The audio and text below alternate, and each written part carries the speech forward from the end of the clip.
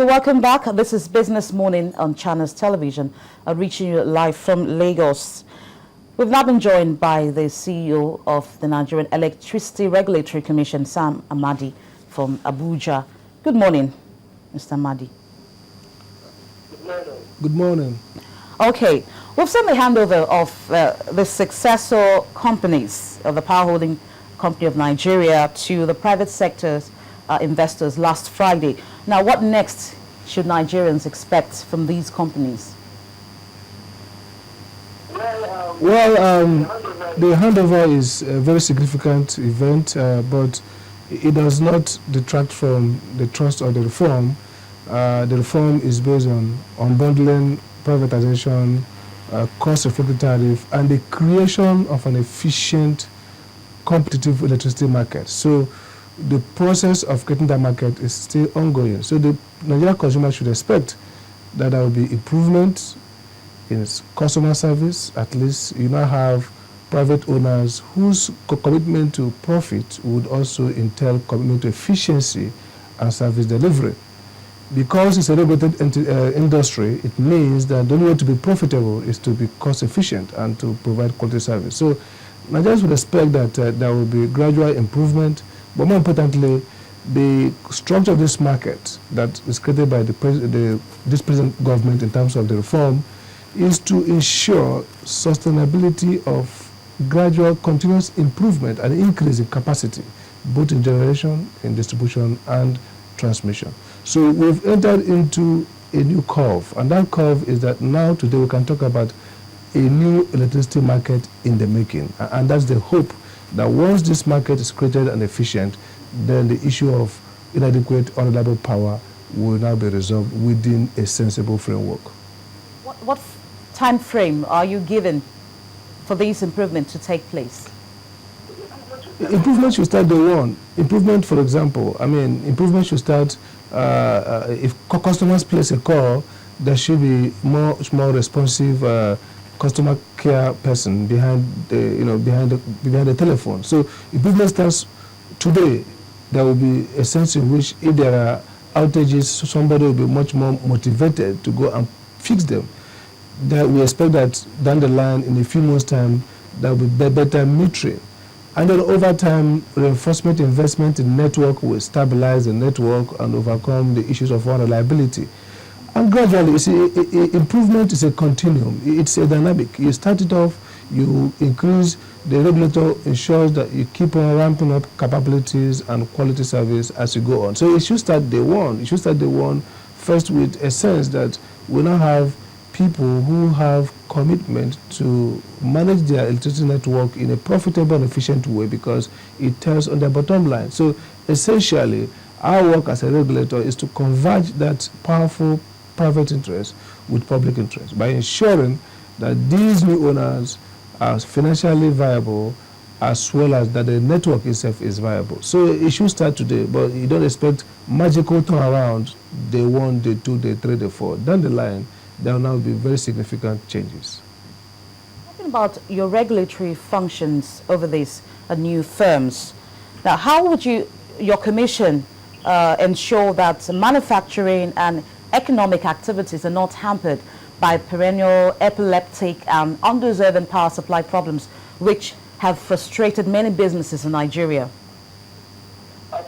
Absolutely. That's actually the major challenge of NERC and the mandate. That is to ensure adequate and reliable electricity. And what that means really is we have, for example, we have made a regulation on embedded generation. I hear some of the new owners saying, look, they are eager to embed power in their distribution network. That means they can get some some businessmen to come together, put 10 megawatts, 20 megawatts in Lagos, in Eko, in Ibadan, and various places, instead of sending to the transmission grid. So there are framework existing for very business-minded persons to now come around and provide power, even if it's on a short-term basis, until the grid capacity grows. Something is happening here. With our cost-reflective tariff, with a credible off-taker like the bulk trader, with a privatized system, then end-to-end, investors have been attracted to focus on increasing capacity generation. The discos are selling more power, and then they are able to raise money to fix the network and then the charges that come to the transmission company will be enough to finance expansion of the transmission grid. So we keep reducing the losses, we keep increasing capacity, then the issue of reliability is overcome. Reliability is a function of both shortage and insufficient investment and maintenance of network. So with a market that is now becoming competitive and profitable, the incentive to fix both the shortage problem and the reliability problem is there. So our work is to help the new owners be more efficient in their costs, be more profitable, and reinvest in increasing capacity and increasing reliability. Now, how do you think that these new owners can balance profits and, of course, costs? Because we are told that Nigerians, we have to pay more in this new phase of power generation, even when they should not expect immediate change in the supply of electricity. Do you think that this hike is justifiable? Should we not talk about hike? What we should be thinking about and what we are thinking and working together with the new owners is to ensure that the losses we project are correct. If they are correct, and then the investment they are making requires increase in tariff, that will be negotiated over a period of time and done transparently and in consultation with consumers. The approach that NERC has adopted is the approach of consultation, and it's required by law. Secondly, we are also working together with the new owners to see how they can be more efficient and cost efficient in the operation. You see, this is a regulated industry. That means you can only pass to the consumers costs that are prudent and relevant. So I don't want to talk about increase or decrease of costs. I want to talk about ensuring that the actual real costs are captured. The law says that NERC is mandated to ensure recovery of costs that are prudent by an efficient operator.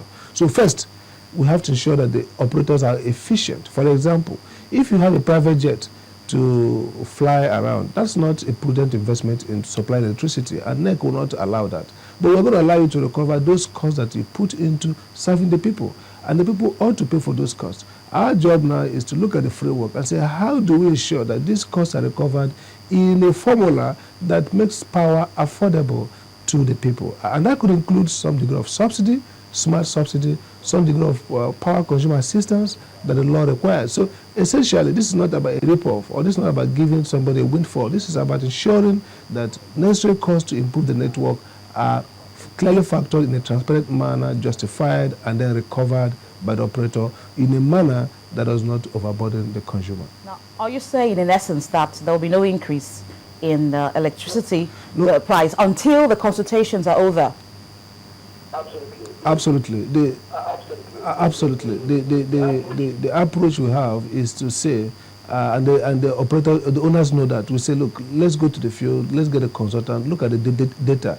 When we finish our data, come to us. We sit and validate those data. If they are validated and there's a gap between our projection and the actual losses, we have to make them good again. That's the rule of the game. Regulated price means that you must ensure that the revenue requirement is accurate and that they must recover it. So at this stage now, we've looked at their term of reference for hiring of consultant to verify the losses, check the customer numbers, go into the network, see whether the losses we projected in transmission, in distribution, generation are correct. Now, when they come back with that scientific study, they sit with our consultant ourselves, we verify. If you verify and there's a gap between the actual losses and what was projected, we must allow them to recover. Now, we can work it out within a range of time in a manner that it does not cause a spike in the tariff.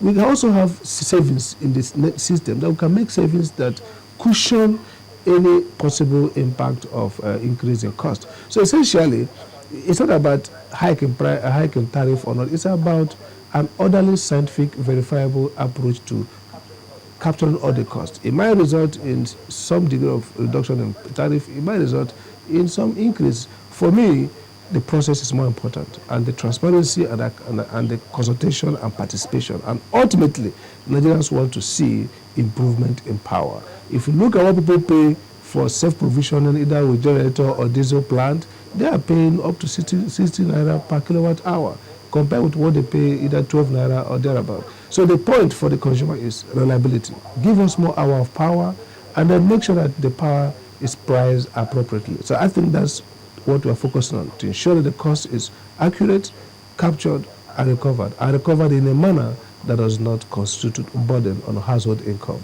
Now, in the course of this conversation, you talked about subsidy.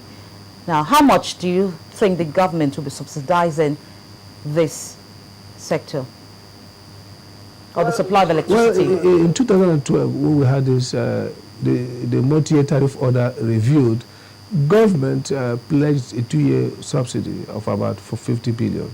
And that subsidy is why consumers on R1, the very poor, are not paying any fixed charge, and they have been paying a 4 naira flat. And that's why many of us who are on R2, including myself, yourself, are also subsidized in a sense. What's going to happen is that after the review of the losses and validation, we're going to make a case to government and say, this is what the tariff look like. Ideally, subsidies should not be the first resort, because if the market can pay for itself, that's fine. But what happens if we look at the figure and we look at other sensibilities, we look at the economic cost, how look at the poverty profile and macroeconomic implications of that, together with government economic managers, then we can make a case to government, and ultimately it depends on government's revenue, the capability. But the Act provides for what they call Power Consumer Assistance Fund. That is a fund that allows for cross-subsidy. So some consumers may subsidize some lower consumers based on a policy that the minister will advise when that time comes. So essentially, there are two ways here. Government can put budget to subsidize some consumers, as they have done the last 2 years. Also, some commercial big consumers can also subsidize lower residential poor consumers. So we have in the industry government subsidy and cross-subsidy from consumers themselves. And so everything we put into a framework to allow for greater access to consumption of electricity, since electricity is a core human right issue, but at the same time it's economic good that has to be produced efficiently and properly priced. Okay. There are concerns about the owners of these companies. Some people are of the opinion that the real owners of the successor companies are in the government. What's your take on this? So I didn't get that. That they are what? That there are concerns that the real owners of these successor companies are still in government. What's your reaction to this? Well, my view has been the one. You see, in modern economic situation, in the modern economy, capital is footloose. That means really you shouldn't be looking at ownership of capital. I'm not in the business of watching money laundering. That's for EFCC. I am in the business of ensuring that every entity that is in this market has the financial capacity and technical competence to deliver public good. Now, two things happen.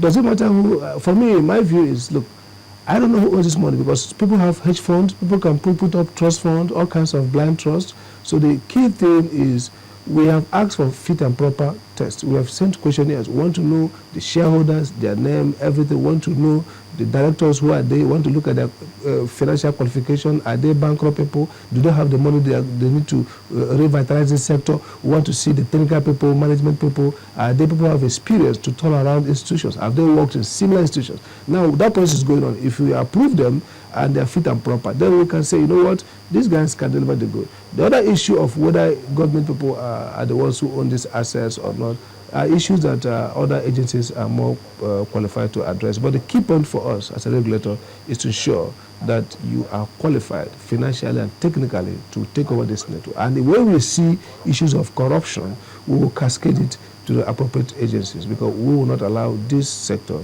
to. This is a zero tolerance for corruption sector, and we started with ourselves. NERC has been declared the most transparent and accountable agency in this country, and we are going to ensure that every operator in this industry plays by the highest level of public probity, and the Freedom of Information Law will be 100% enforced, so that there will be disclosures and there will be audit of both energy management and financial management in this sector. Now, how soon are you going to make all of this public? Because a lot of people will want to know the companies, even the names of these companies, apart from what has been mentioned in the newspapers. A lot of people are yet to know these companies and who is running them. How soon are you going to make all of this public for everyone to know it? Starting this morning, we are going to meet to review the questionnaires we have received from them. We are going to publish the full names of the directors and the shareholders of this company.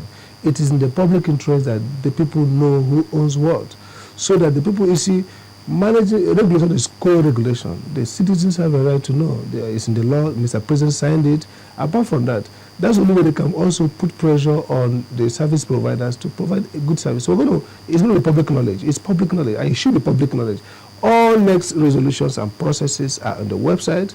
We have a website that contains information, and we have signed on fully to the FOI, which means if anybody makes any request for us to disclose anything about operations, things that are not national security, not privacy issues, we will disclose, because that we are bound by law to make those disclosures.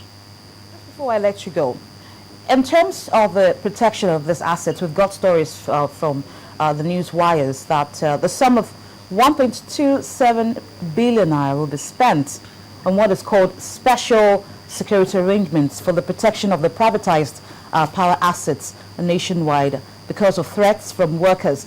Now, do you think that the federal government should do more to settle the disputes in the industry? Well, I don't know what was spent. It didn't pass through NERC. It didn't pass through our corridor. But I do think that as part of government's sovereign duty to protect assets and to ensure that there's orderly transition to a market, electricity market in Nigeria, they have to take those responsibilities. And I agree that government has been doing that.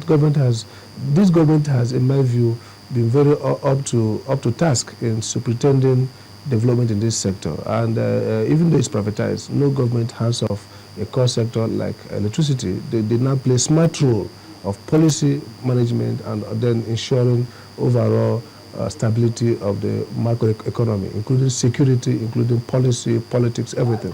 So I think government will obviously do more, even as private sector people gain traction in operating and managing these assets. Do you think it's okay to spend that much in securing the assets, so to speak?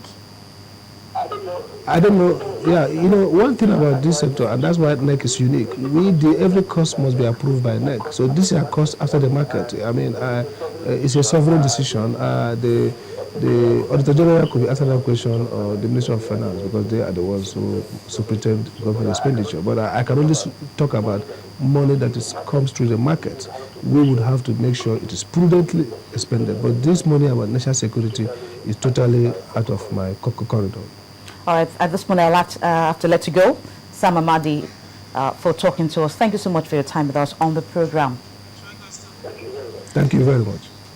Okay, we've been talking to Sam Amadi. He is the chairman and the chief executive officer of the Nigerian Electricity Regulatory Commission. Of course, he has told Nigerians, for those of you who are still very, very anxious about the prices you have to pay for electricity, that you do not have to worry until due consultations are over. And so perhaps there could be some hike later on. We'll watch and see. And of course, to know what next is going to come up in the sector. We're going to break now, and when we return, we'll be talking to another guest. He is Aaron Umodika. He is the managing director, JKN Engineering Limited, of course, still focusing on the power sector. Please join us again.